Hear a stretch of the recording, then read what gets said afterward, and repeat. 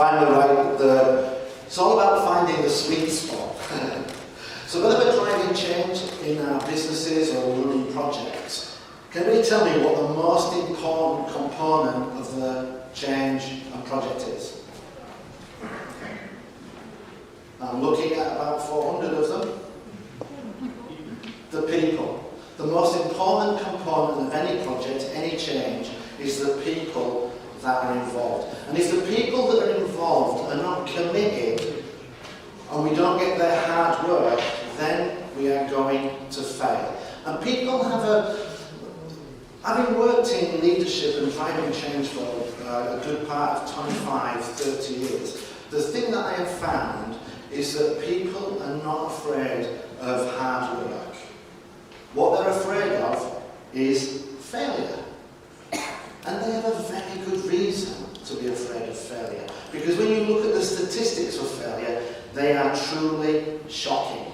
According to IBM, 60% of projects fail. According to Forbes, 80% of businesses fail. 87% of customer experience initiatives fail. And according to CBS Insights, 95% of tech startup companies fail.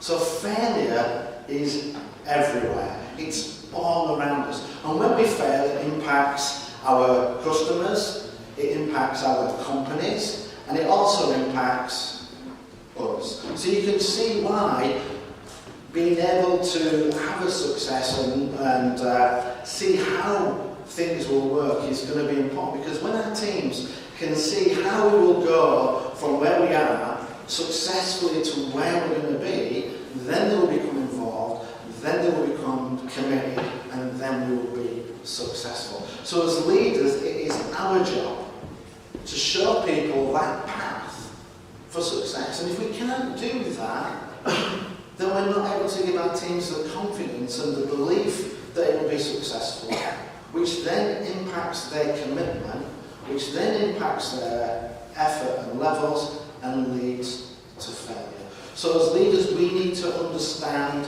and master failure. And I've become passionate about failure. I've become an expert in failure. I've studied it. I've tried to find out what are the causes of failure, what we can do to mitigate them, and how we can set ourselves up so that we put ourselves on the best path to success. Now, I'm an expert in failure for two reasons. One is because of all of the academic research I've done into leadership. The second reason I'm an expert in failure is just from the sheer volume of failures that I've been involved in, and have led, so I've had that personal experience. Being here in the university reminds me that when I went to university, I failed my first year. When I took on my first job, I was a production manager. I made a mistake, which actually caused the closure of the company. That also made me very popular with all of the staff. When I ran my first project, my first big project, it was a €50,000 project. It was supposed to take 3 months. 1 year later, and €1 million more money spent, we finally delivered it. So I've experienced quite a lot of failure, and that's only a small subset of them throughout my career. It's made me passionate about it. But I've also experienced failure personally as well. And when failure is very big, we can be on the brink of success, and failure will find us and snatch away victory. When I was in college, it was my girlfriend's 21st birthday. We'd only been dating for 3 or 4 weeks. It was a big, important birthday, so I wanted to impress her. So I took her to the most expensive restaurant I could afford. Fortunately, my friend was the manager, so we got a nice friend discount. And I'm being very nice, I'm being very polite, I'm letting her do all the talking, which is unusual for men. We tend to do most of the talking. And I was asking her questions. So we ordered the food, and I'm asking her, what's your big ambition? What's your big goal in life? What would it really really excite you to be able to achieve? And she smiled and she said to me, I would love to sing with a jazz quartet. And right behind her is a jazz quartet. And I'm thinking, okay, my friend's the manager, maybe on her 21st birthday, I can make this big dream happen. So she goes to the ladies and I call my friend over and I say, it's Janet's 21st birthday. Could we get her up to sing? It's her dream to sing with a jazz quartet. Absolutely no problem.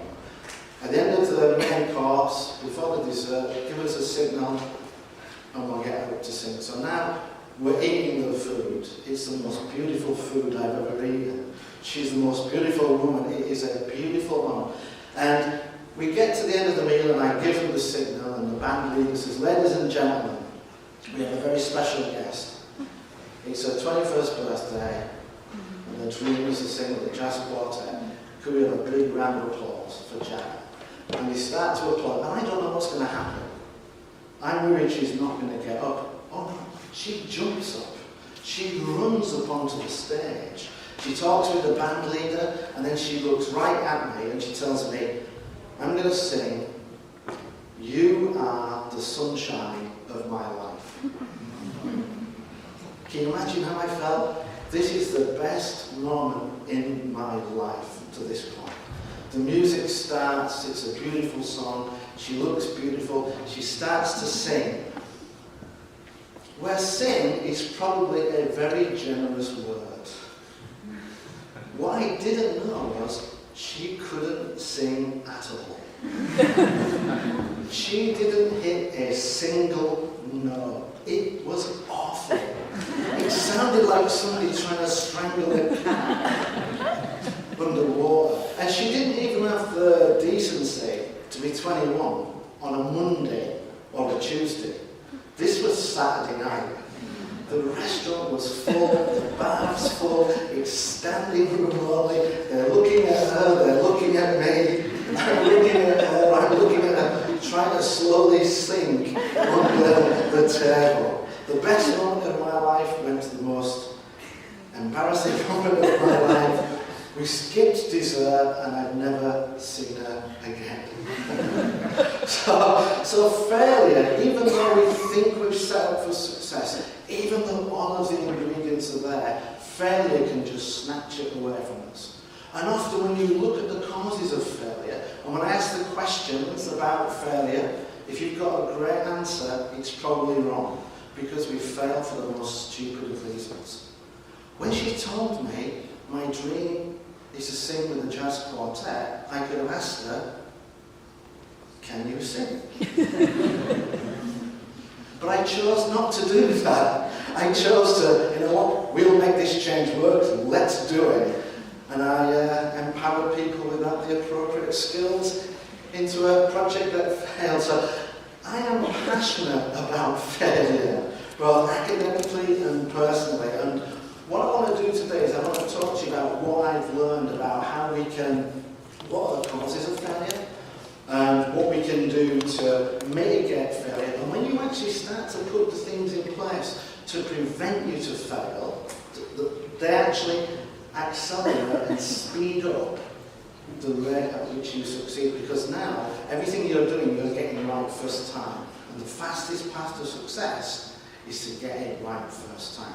So let's look at why we fail. And I have a very simple philosophy. I try to keep things very simple and very basic, because if you can understand it, then you can use it, and if you can use it, it will bring you benefits. So there are only two reasons why we fail, and you boil it down fundamentally. The first reason, working with a lot of companies and a lot of projects as a turnaround expert, this is the most common reason why we fail. People are doing the wrong job. And when you do the wrong job, it does not matter how well you do the wrong job. It doesn't matter how well you do the wrong change, you are going to fail. Let me give you an example about that. And this is for a book, so if anybody answers this question, you can pick a book up from my beautiful assistant over here. Now, I talked about the tech startup failure. 95% of tech startup companies fail. 42%, the number one reason, 42% of startups fail for the same reason. Does anybody know what that reason is?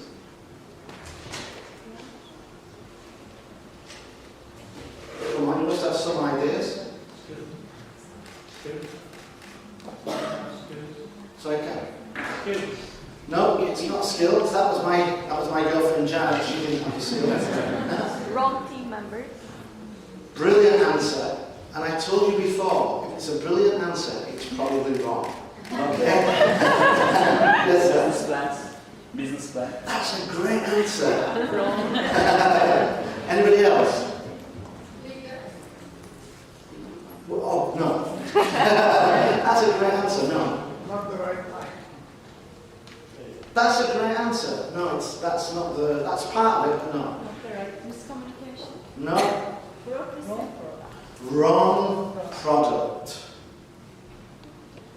Wrong product. 42% of tech startup companies fail because they have built something that nobody wants. 42% of tech startup companies fail because they've built something nobody wants. And it doesn't matter if it's the greatest thing ever that nobody wants. You're going to fail. So we need to make sure that we are doing the right job. And then the second reason why we fail is we just do a poor job. We do not execute very, very well. And there are 4 causes of us not doing a good job or the right job. And for doing the right job, it's a lack of focus and accountability. And focus is about what's our goal, what's our objective, is it the correct thing? And then accountability, do we have the right team involved? Have we set them up for success? And if we do that, or if we don't do that, that impacts our effectiveness. The more on the job is, the less effective we are. And then there are 2 things that impact our efficiency and cause us to do a poor job, and this is a lack of simplicity.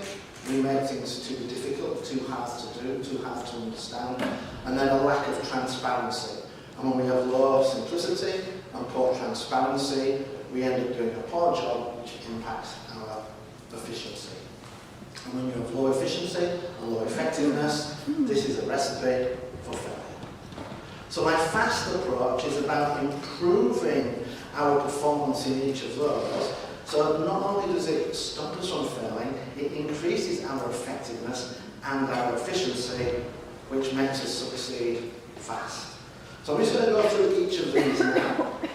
And I'm going to tell you what I mean by it. I'm going to tell you why we lose that skill, what happens, and then I'm going to give you 3 tips on how we can improve our performance. It's a very simple approach, it's very powerful, but it's still a little bit complex. So if you've got any questions, please feel free to come and speak to me during the break or at lunch. So focus. Focus is about the what. What's our goal? What's our objective?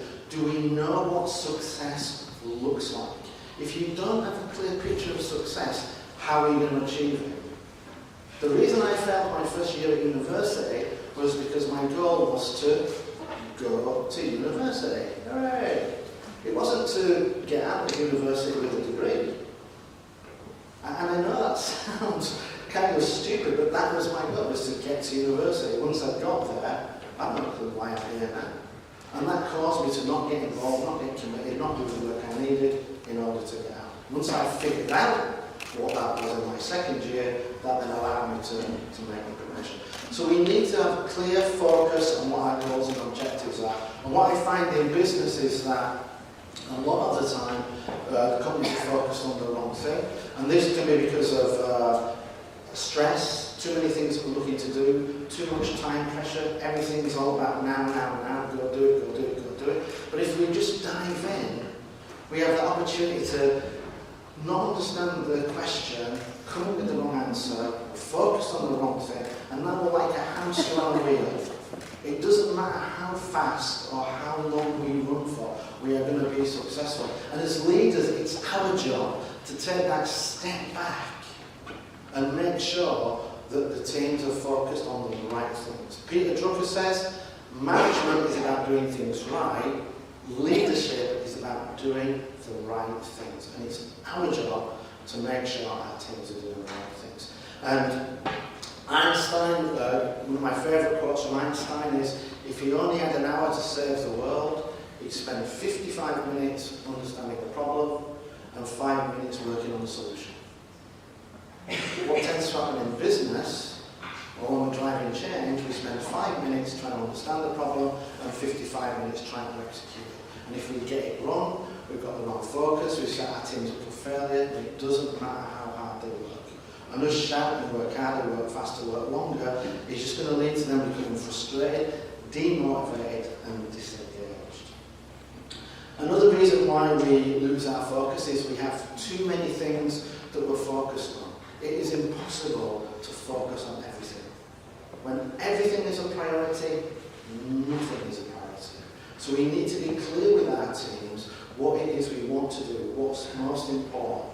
I remember my boss telling me, Gordon, these are your 6 number 1 priorities. How does that work? When it comes down to the critical moment, I can only do one thing right now. And I've got 6 to choose from. I'm a mathematician. I've got a 5 in 6 chance of getting it wrong. And when I'm focused on the wrong thing, I'm not going to deliver the success that he's looking for. So we need to make sure that we keep our priorities to a minimum. The fewer the priorities we have, the more we can focus on the things that are important and the more success we're going to have. Another thing that's important with focus, how many people here work for organisations where you receive a bonus? Bonuses are brilliant, I love them, and the number of companies I go into and I say, what are your goals? And they say, yes, we're very clear about our goals. Our goals are A, B and C. Yep, very clear, completely understand that. What do you bonus your staff on? We're very clear on that. We bonus them on X, Y and Z. Okay, so you want A, B and C, but I get more money if I do X, Y and Z. When time comes tight, what do you think the people are going to focus on? X, Y and Z, because this is where they benefit. So we need to make sure that our bonuses are aligned with our goals, and too many companies don't do that. Now what happens when we lose our focus? Does anybody know this example? French trains, 15 billion euro failure. So France wanted to do an upgrade of their trains, and they spent 15 billion ordering 2,000 new state-of-the-art, luxury, super fast, super clean trains. The first 341 were delivered ahead of schedule. Ahead of schedule. Just one very small, tiny problem with these trains. Anybody know what the problem was?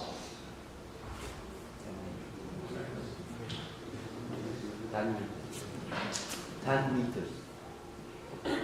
10 metres? Stopping.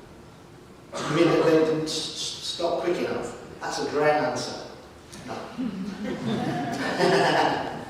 Anybody else? Vibration. Vibration. Faster it goes, the more vibration. If you got that wrong, blah, blah, blah. No. Great answer, but no. The doors. The doors. We'll come on to that in a few minutes. No, it wasn't the doors. Anybody else? Think stupid. Don't be thinking technical wizardry. Think stupid. What could be a stupid reason why these trains were not fit for purpose? Language. No, that's, they all speak French in France. That wasn't the problem. It was a good idea, but no. Anybody else? They are too large for growth. There were two. Too large. Too large. That's pretty stupid, isn't it? Yeah. Yeah. They made 341 trains that were too wide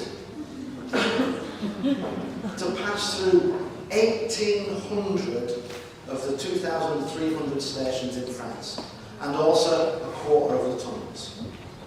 So these trains are beautiful, delivered ahead of schedule, but they are not fit for purpose because they didn't have that clear picture of what success looks like. The trains have got to be able to fit on the track and go through stations. And you might be thinking, well, this is, France, those guys are crazy. But you might be surprised the number of people, companies, countries that made this exact same mistake. It happened in Holland when I did this presentation. All the hands went up and said, we did that as well. Australian Navy spent 40 million building landing craft that do not fit on any ship in their fleet. And the things that cause us to fail are the same whether it's a multinational, or a mid-term company, or a small entrepreneur. My uncle is a door or left? Left. Okay, I need to speed up. My uncle is a quantity surveyor, and he does the measurement for buildings, and he decided to build his own garage. He measured the car, built the car to the measurements, built the garage to the measurements of the car goes into the garage, the car comes out of the garage. What he cannot do is drive it into the garage, open the door and get out. He's made it as just a little bit wider than the car. So we need to make sure that we have a clear picture of what success looks like. And the French leader laughed at this themselves. There was a cartoon in the paper that said, with the passengers on platform 1, please breathe in.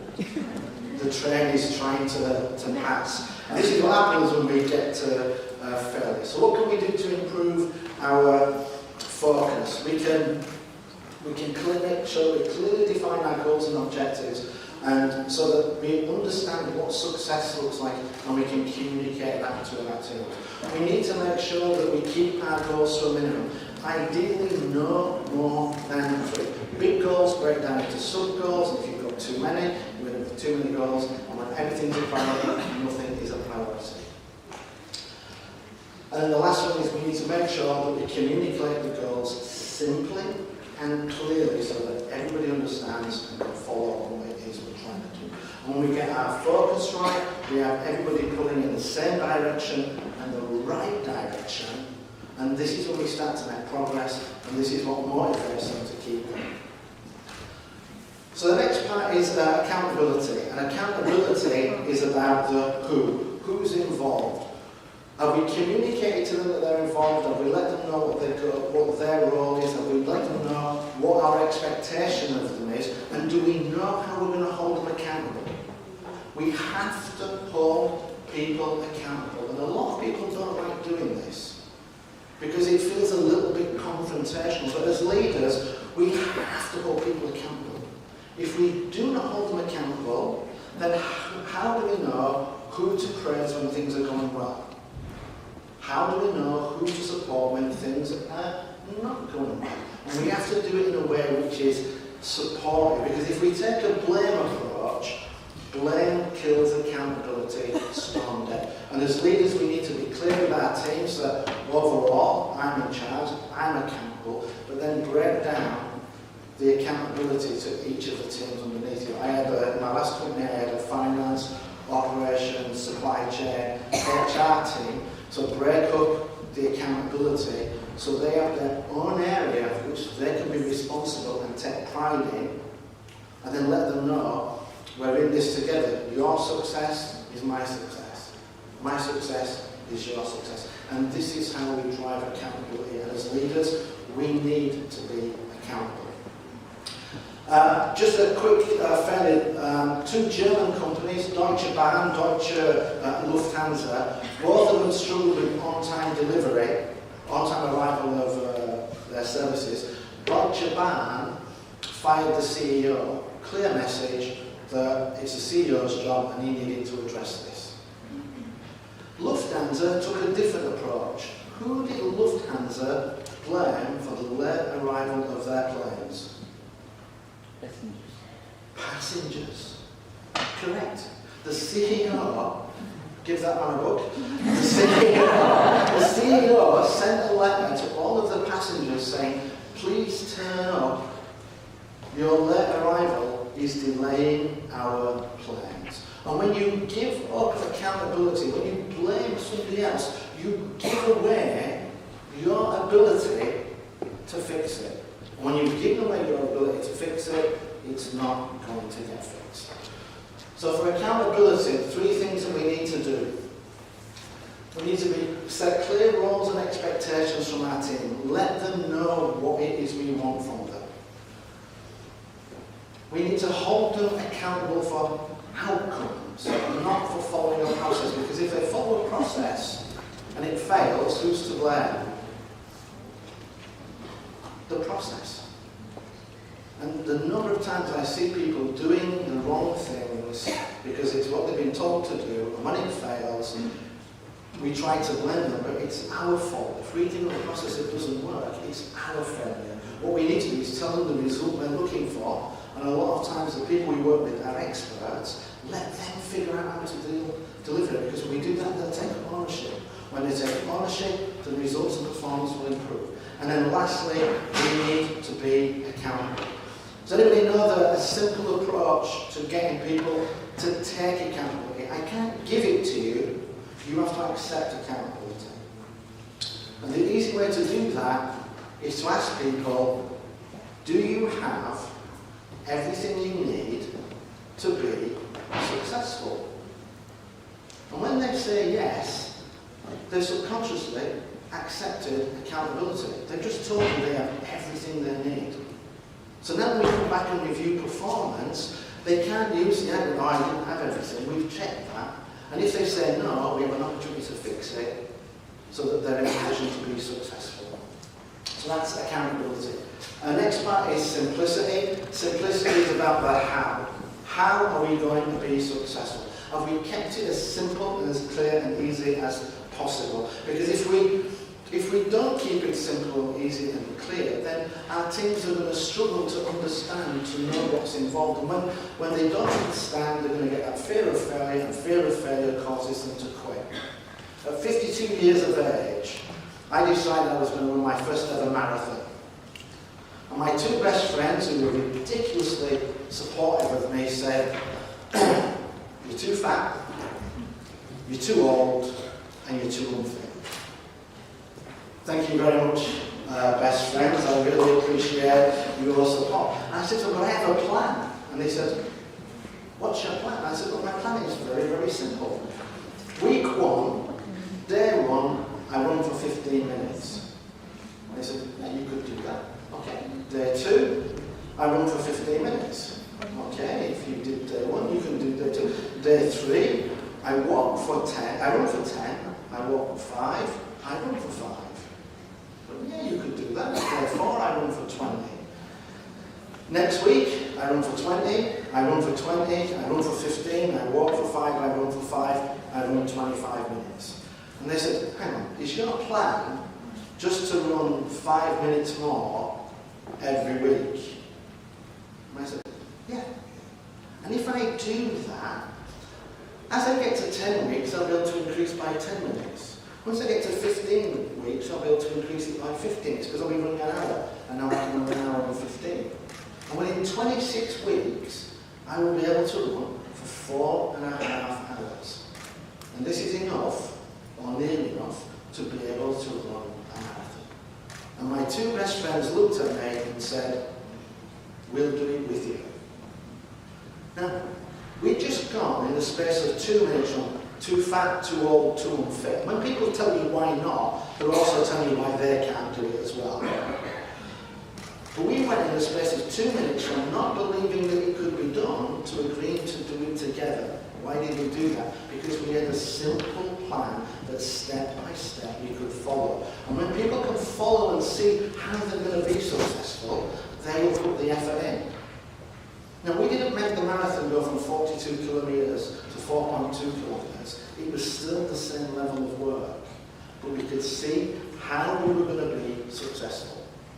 I'll talk about this for a second. Where does simplicity, where does complexity come from? I worked for a company and we had shampoo bottles. Can anybody guess how many different shades of blue we had for shampoo bottles?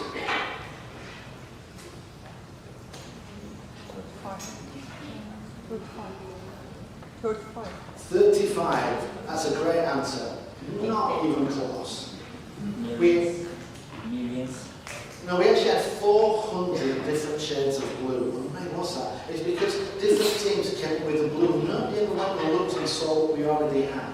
So complexity can creep in, it can build up over time. And that, when we did the project to reduce that from 400 down to 100, we saved €3 billion because we got rid of the complexity. This is just a bit short on time, so I used to do this quickly. This was a project that the American Army ran. They wanted to save cost, and complexity and simplicity, it's not a linear line with simple, complex at either end. It's a circle. It starts off complex, it gets easier, it gets a lot easier, it gets really easy, and then it's complex again. American Army decided they wanted one camouflage that would work everywhere. And they spent $5 billion, and they came up with a camouflage that worked nowhere. It's green and grey. Their last two conflicts, Iraq and Afghanistan, which are brown. Yeah. So now you put your troops at risk. You're trying to oversimplify it. Einstein says, make it as simple as possible, but no simpler. So simplicity, we need to challenge our teams to create simple solutions. Complex solutions are easy to find. So when we find a solution, we need to take a little bit of time to have a look and see whether it's the simplest solution available. And if we think there might be something easier, keep looking. We need to challenge everything we do, and if it's not needed, stop doing it. 400 shades of blue. We did not need that. And by getting rid of it, we're around to save 3.4 million. And we could have probably come back down to your case, which was 35, which would have probably saved us another 2 or 3 million euros. So we need to challenge everything. And then lastly, I take what I call the Pareto approach, because we need to change our thinking. So don't ask yourself, how can I improve this task by 20%? Ask yourself, how could I do it if I only had 20% of the time? Throw away your current approach and ask yourself, how could I do it now if I only had a quarter approach? When I pack my suitcase to go on vacation, if I do it 2 weeks before, I bring it back, 3/4 of the clothes never came out of the suitcase. And I definitely forgot something. If I pack it the day before, everything in the suitcase I wear and I don't forget anything. When we have too much time, the work will expand to fill it. So look to compress things down, challenge yourself, change that mindset. And then the last part of FAST is about transparency. Transparency is two things. It's about truth and knowledge. The truth of what our performance really is. We have to be honest with ourselves. If we want to improve, we need to know how well we are performing. And then we need the knowledge of what's involved. Because too often, Gartner, very good research company, says that on average, projects cost 3 times their initial estimate. We are terrible at estimating things. And if we don't fully understand what's involved, we can make commitments that are unachievable. If we want to have a baby, we need to know it takes 9 months. You cannot decide what a lot of management do, which is we'll get 3 women and we'll have the baby in 3 months. Doesn't work that way. Some things have a predefined level of time. We need to understand that so we can then make sure that when we set ourselves up for success and start the project, we're going to be successful. Research shows that on projects that fail, 75% of the time, the teams involved knew day 1 the project had 0 chance of success. 0 chance of success. Now there's 2 issues with this. One, management could just ask them, do you think this will succeed? That's a simple solution. And secondly, if people think it's going to fail, as soon as it starts to fail, they go, told you. I told you it was going to fail. And it becomes a self-fulfilling prophecy. If you think it's going to succeed and it starts to fail, people go into solution mode. They start trying to fix it. And we want our teams to go into solution mode and not I told you this would fail. Because when that happens, you set yourselves up for failure. So we have to have truth and knowledge about our performance. We also need to have visibility into our performance. What I'm very keen on is creating a GPS for progress. We need to understand where we are on the journey. How far? Have we made 50% of the progress at 50% of the time? And the first marathon I ever did, it took me 5 hours and 12 minutes. Second marathon, it took me 5 hours and 7 minutes. My third marathon, it took me 5 hours and 4 minutes. And I decided I would set myself a goal to run a marathon in under 5 hours. And I would do it in Athens. On the original, I would run from Marathon to Athens, and I would try and set the record. So I did all of my due diligence, because it's uphill. It's uphill more than any other normal marathon. So I thought, okay, I can't just train to be at 5 hours. I've got to be doing closer to 5 hours 40. If I do that, with the change of terrain, I'll be in. And I knew that after 1 hour I needed to be at 7 kilometres, and I needed to be at 13 by this time. I knew everywhere I needed to be. And after 4 hours of the marathon and gone up the hill, and now starting to come down into Athens, I was 3 minutes ahead of schedule. And as I started to come down, I picked up speed. And yeah, I needed transparency to see when this was going to end. And I needed, and I got to 3 miles away, and I had 45 minutes left, which means 15 minutes a mile, and I'm currently running at 12 minutes a mile. So this is doable. And then a disaster happened. The battery on my iPhone died. No more Eye of the Tiger encouraging me to keep going. And I had no more visibility into how fast I was running.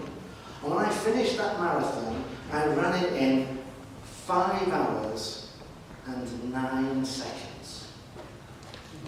I failed to hit my target by 9 seconds, purely because I didn't have visibility into my performance. If I had had visibility, I wouldn't have high-fived all 1,000 people down the finishing line. I wouldn't have stopped to take photographs. But because I didn't have visibility into my performance, I didn't realise I was on the verge of snatching defeat from the jaws of victory. So when you're running a change program, leading an initiative or running a business, we need to make sure that we are fast. We need to make sure that we communicate to our teams what are our goals and objectives. Are we clear about what success looks like? Have we kept our priorities to a minimum? Have we got clear roles and responsibilities? Have we set expectations? And are we being accountable? Have we kept it simple? Have we explained it in a way that our teams can understand and see how they will be successful? And have we done the work to understand and know what's involved, and are we tracking our performance? Because when you set all that up, it will create engaged teams that will understand what they need to do, and as you